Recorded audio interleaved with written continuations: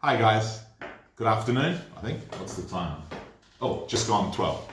So I wanted to share something that's quite personal and intimate with you, but I think it's really worth talking about. And it's those of us who want to control the blood sugars, the amount of sugar in their blood, glucose. And I'm pre-diabetic. There's a lot of people out there who may not even know what their situation is and are continuing to eat foods with too much sugar in them, or simple carbohydrates. Now, what I'm wanting to share is what I do many times a day, and that is literally use this machine here, prick my finger, get a drop of blood out, and read what that glucose in my blood is looking like at that moment.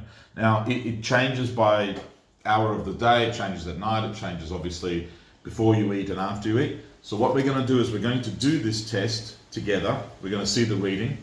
I'm then going to eat some sourdough, which is ours, and I'm going to wait 2 hours and do a test at 2 hours and see how my blood sugars have been impacted, and possibly do after 1 hour as well to see how the body is reacting to the natural sugars in the sourdough. I'm doing this because what's happening today in the world is our body's being flooded with sugars, added sugars, simple sugars. I'm not even talking about cakes, sweets, ice creams. I'm just talking about hidden sugars in food that you buy at the supermarket. But that over time, for us, but particularly for the young children that we're looking after, can develop into childhood obesity, early diabetes for them, type 2, and it's just a horrible thing to live with. My dad lived with it for a long part of his life.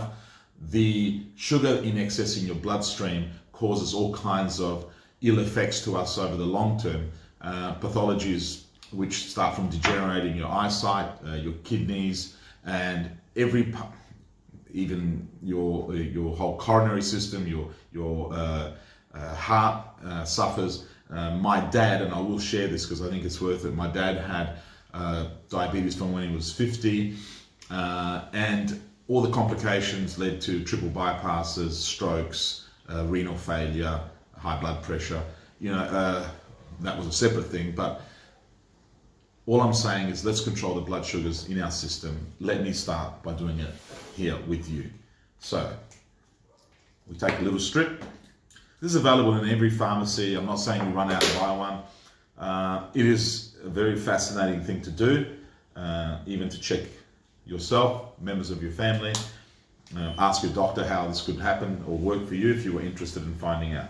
So it's as simple as just pricking, a little drop of blood comes out. Don't know if you can see that. I think that should be enough. And I just put the machine, there you go. And now we're going to wait to see what that reading is. I'll also explain that I'm on intermittent fasting. So that's a 5.8 result. It's a fantastic result. Yay. I'm not on medication, and I'm doing my best to stay off medication by looking after myself with my diet. Not that I'm on a diet. Never trust a skinny chef, I say. But I am on an eat well way of life. That is just something I've done all my life. I'm really happy with that as a starting point. It's a very solid, healthy result, and it does come from intermittent fasting. In my case, when I mess up, that can be quite high, even double, and not a great place to start our test. So we'll get rid of this and clean it up in a sec, and I'll show you what happens now. So 100 grams of our sourdough. I've lightly toasted it. I baked it last night. There's a YouTube video on that from last night. And I'm going to put some olive oil for a couple of reasons. One, I love it. I think it's a really healthy and tasty oil. I prefer it to butter. I think it's a much more healthful choice. It doesn't have animal fat in it. It's not saturated. It doesn't have extra salt in it. And it tastes delicious. Now, why put anything at all? That's really your choice. But eating a bread with some kind of fat, could be avocado, is going to make that whatever the carbohydrates are, whatever the sugars are in your bread, absorbed a little bit slower into the bloodstream. So it's about a whole, not a very complicated thing, but it's about lowering the glycemic index of your overall food. I'm going to now eat some of this, and we'll come back and measure what my blood readings are like in an hour and in 2 hours. See you soon.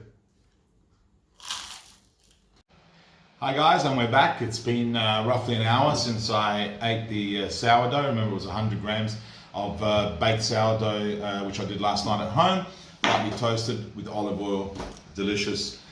That's technically my lunch, but the important thing is we measured the glucose reading from a fast where I measured at 5.8, and one more strip. Let's see, it's been an hour, and it will be higher than 5.8, but how much higher? And then after 2 hours, what happens? Are we back to anywhere near normal? Let's see what happens. Doesn't normally happen for me that it goes back to 5.8 after 2 hours of anything I eat. So let's see what it is after 1 hour. Hey?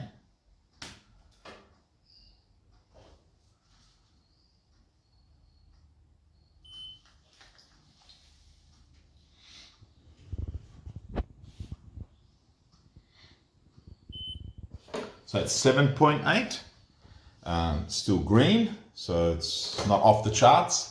But again, we've got 1 more hour to see what the body does, how it assimilates the sugar, how it reacts to the glucose that's entered and still entering the bloodstream, what that curve looks like.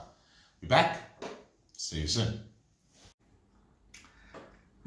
And we're back. 2 hours since when I had my 100 grams of toasted sourdough. Strips. I've left the 2 previous strips here. So one was done at just after 12 and then just after 1, and now it's just after 2. And let's see. Fingers crossed.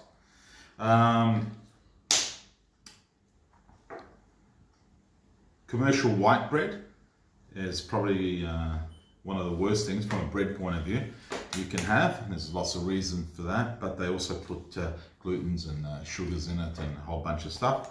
So let's see how the sourdough helps someone like myself have a more positive response to their blood sugars.